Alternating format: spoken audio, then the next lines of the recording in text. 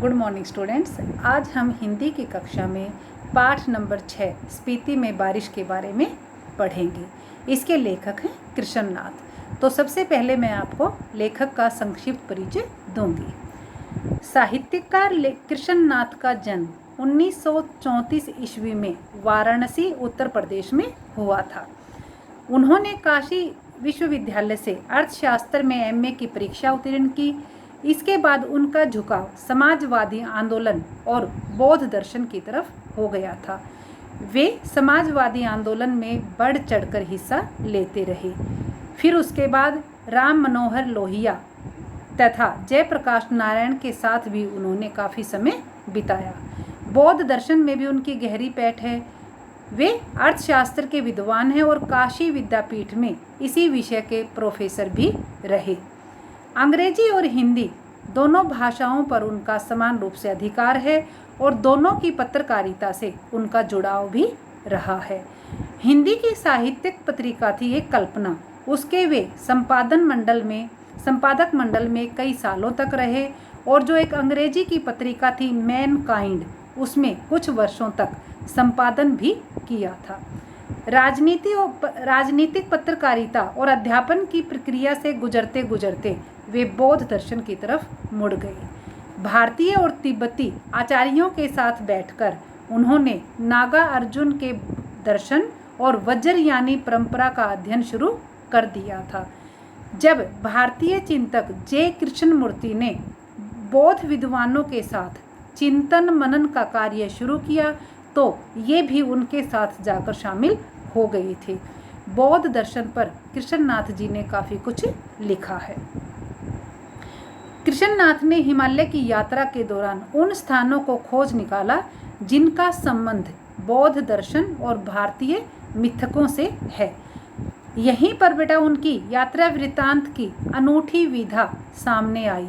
वे केवल एक टूरिस्ट की तरह से, एक पर्यटक की तरह से यात्रा नहीं करते थे, बल्कि तत्ववेता की तरह से वहाँ की हर चीज़ का अध्ययन करते चलते थे। वे उस स्थान से जुड़ी समस्त यानी कि सारी स्मृतियों को उघाड़कर सामने लाते हैं और उनकी जो यात्रा वृत्तांत है उनमें नवीनता भी है।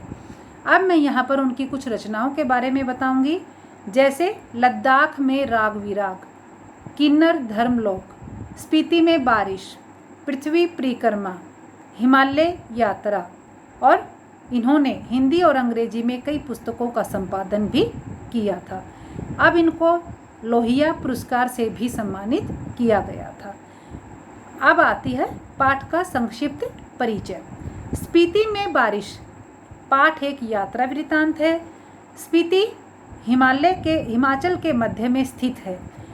यह स्थान अपनी भौगोलिक एवं प्राकृतिक विशेषताओं के कारण अन्य पर्वतीय स्थलों से भिन्न है।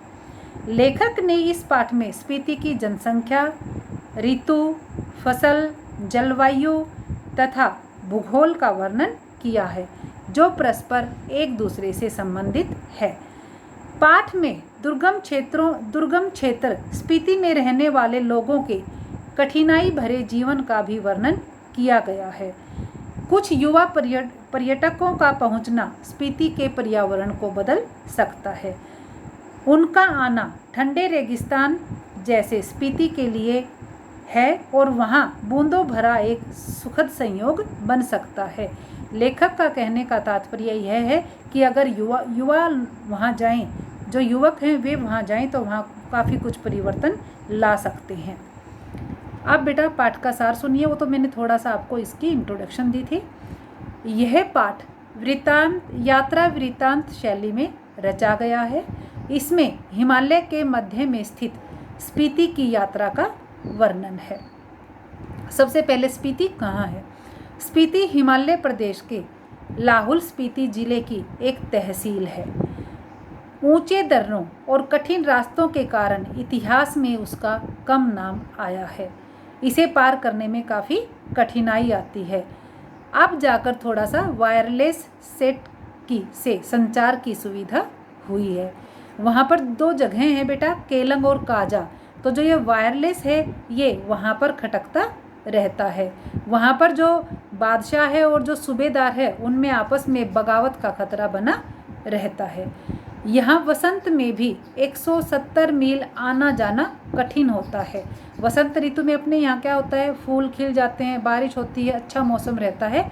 लेकिन वहाँ तो जब इस ऋतु में, इस सीजन में ही जाना इतना मुश्किल है, तो सर्दियों में जाना तो और भी मुश्किल हो जाएगा। स्पीति प्राचीन काल में भारतीय साम्राज्यों का अनाम अंग रही है और साम्राज्यों के टूटने पर वह स्वतंत्र भी रही है। जो राजाओं के हरकारे होते थे, उनके आने जाने में ही पूरा वसंत बीत जाता था। कहते हैं कि कभी कभी जोरावर सिंह जैसा एक लुटेरा था बेटा पहले वहाँ, तो कहते हैं कि वो भी वहाँ आता था। जोरावर सिंह के आक्रमण के समय वहाँ पर काफ़ी लोग घर छोड़कर भाग गए थे। अब स्पीति की जनसंख्या बेटा, स्पीति की जनसंख्या लाहुल से भी कम है।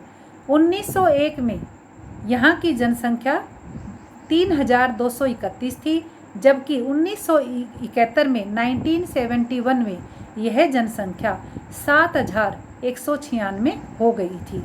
अब इसका क्षेत्रफल बेटा, 1971 की जनगणना में लाहुल स्पीति का संयुक्त क्षेत्रफल 12,015 वर्ग किलोमीटर बताया गया था। तो यहाँ की जनसंख्या कैसे नापेंगे हम? इस तरह स्पीति की जनसंख्या प्रति वर्ग मील 4 से भी कम है। अब लाहुल स्पीति का जो प्रशासन था बेटा, वो हमें अंग्रेजों से जैसे का तैसा मिल गया था। और अंग्रेजों को कैसे मिला था? अंग्रेजों को यह 1846 ईस्वी में कश्मीर के राजा गुलाब सिंह से मिला था।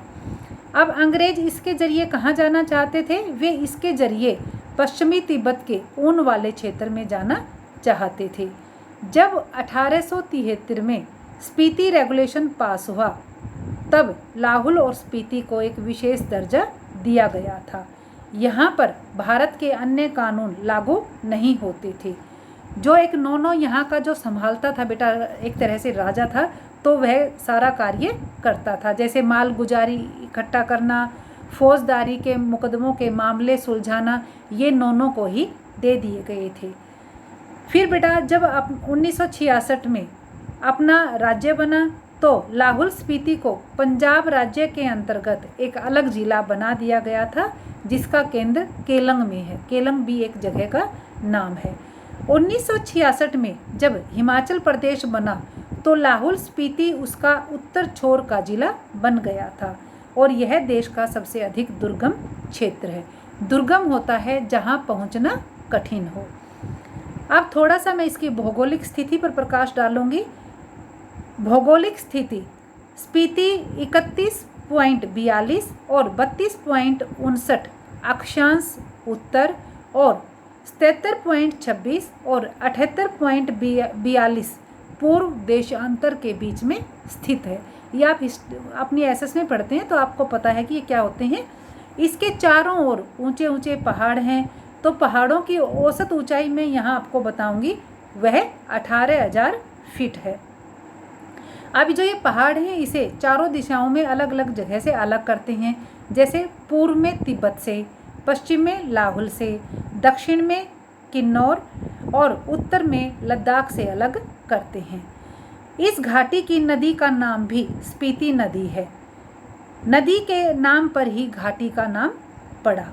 स्पीति जो नदी है, अब उसके बारे में बताया गया है कि स्पीति नदी हिमालय में लगभग 16,000 फीट की ऊंचाई से निकलकर पूर्व में तिब्बत में बहती है और वहीं से स्पीति में आती है। फिर कहाँ जाती है बेटा? फिर वह पुराने रामपुर बूशहर राज्य में, अब किन्नौर जिला है, में बहती हुई सतलुज में जा मिलती है और वहीं यानी कि वहीं पर फिर वो बहती रहती है। कहते हैं कि बेटा वहाँ पर कोई पारा नदी भी है। अब जो स्पीति घाटी है, उसमें प्रति वर्ग मील 4 से भी कम लोग बसते हैं। और सबसे ज़्यादा बेटा आश्चर्य आपको तब होगा जब आप यह जानेंगे कि वहाँ पर 8-9 महीने ठंड के कारण जो ये क्षेत्र है, यह शेष दुनिया से कटा रहता है। वहाँ पर केवल एक यानी कि एक ही सीजन फसल का होता है। लकड़ी और रोजगार का भी कोई साधन नहीं है। लेकिन जब वहाँ पर बेटा ठंड है, रास्ते दुर्गम है, दुर्गम क्षेत्र है, फसल नहीं होती, ठंड इतनी होती है, वसंत ऋतु में भी ठंड रहती है, फिर भी लोग रहते क्यों हैं? तो लेखक ने कहा है बस रहते हैं। स्पीति के पहाड़ लाहौल से ज़्यादा ऊंचे, नंगे और भव्य हैं। नंगे से तात्पर्य है वहाँ पर कोई पेड़ पौधा दिखाई नहीं देता। स्पीति मध्य हिमालय की घाटी है, यह हिमालय का तलवा है, तलहटी है। लाहौल समुद्र की सतह से 10,535 फीट ऊंचा है और स्पीति 12,986 फीट ऊंचा। अब लाहौल की तरह स्पीति में भी क्या होता है? 2 ही ऋतुएं होती हैं। यहाँ जून से सितंबर तक वसंत ऋतु होती है और बाकी जो बचता है समय उसमें शीत ऋतु रहती है, यानी कि सिर्फ 2 ही सीजन होते हैं वहाँ पर। अब वहाँ का तापमान क्या रहता है? टेम्परेचर वसंत में औसत तापमान 15 डिग्री सेंटीग्रेड और शीत में औसत तापमान 8 डिग्री रिकॉर्ड किया गया है। वसंत में क्या होता है? दिन गर्म होता है और रात ठंडी होती है। स्पीति में वसंत लाहौल से भी कम दिनों का होता है, वहाँ तो फिर भी कुछ समय मिल जाता है, लेकिन यहाँ जो स्पीति है उसमें कम दिनों का वसंत होता है। वसंत में क्या होता है? अपनी तरह वहाँ फूल नहीं खिलते, हरियाली नहीं आती है और दिसंबर आते आते तो घाटी में बर्फ़ पड़ने लगती है जो अप्रैल मई तक होती रहती है।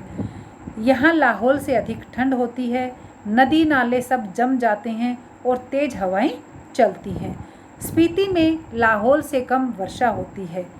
मध्य हिमालय मानसून की पहुंच से परे होता है। जैसे अपने यहाँ होता है ना, मानसून आएगा, यहाँ पहुंच गया, आने वाला है, लेट है, लेकिन वहाँ तो क्या होता है बेटा, उस क्षेत्र में तो मानसून भी नहीं आता, यहाँ पावस नहीं पहुँचता है। जैसे कालिदास की जो कविताएं हैं बेटा उनमें वर्णन किया गया है, तो लेखक ने कहा है कि कालिदास की वर्षा की शोभा यहाँ दिखाई नहीं देती, वो तो विंध्याचल में दिखाई देती है। अब स्पीति में साल में केवल एक फसल होती है। यहाँ की कुछ मुख्य फसलें हैं, जौ, गेहूँ, मटर और सरसों। तो जो इनमें जौ है वो सबसे मुख्य है। अब सिंचाई कहाँ से की जाती है? तो सिंचाई के साधन नाले हैं। स्पीति नदी है, उसका तट इतना चौड़ा है कि इसका पानी किसी के काम भी नहीं आता, इसलिए वहाँ के लोगों को नालों के पानी पर निर्भर रहना पड़ता है। अब वहाँ क्या है बेटा? यहाँ ऊंचाई, वायुमंडल के दबाव में कमी, ठंड की अधिकता, वर्षा की कमी, ये ऐसे कारण हैं, ऐसे रीजन्स हैं जिनकी वजह से वहाँ पर पेड़ पौधे नहीं उगते हैं। स्पीति कैसी होती है बेटा? विशेषकर नंगी और वीरान है, वहाँ पर दूर दूर तक कुछ भी दिखाई नहीं देता है। वर्षा आ भी जाए तो एक सुखद संयोग माना जाता है। वहाँ पर तेज हवाएं चलती हैं जो मुंह और हाथ को छीलती रहती हैं। जैसे लेखक जब वहाँ रुके हुए थे तो रात को उनको लगा कि जैसे कोई दरवाज़ा खटखटा रहा है, तो उन्होंने खोल कर देखा तो वहाँ कुछ नहीं था, तेज हवाएं चल रही थी और तभी लेखक ने देखा कि वहाँ वर्षा भी होने लगी थी। सुबह लोगों से उन्होंने सुना कि लेखक का आना बहुत ही शुभ था क्योंकि वहाँ पर वर्षा होने लग गई थी और स्पीति में वर्षा बहुत दिनों के बाद हुई थी। तो ये आपका बिल्कुल इस पाठ का संक्षिप्त परिचय है।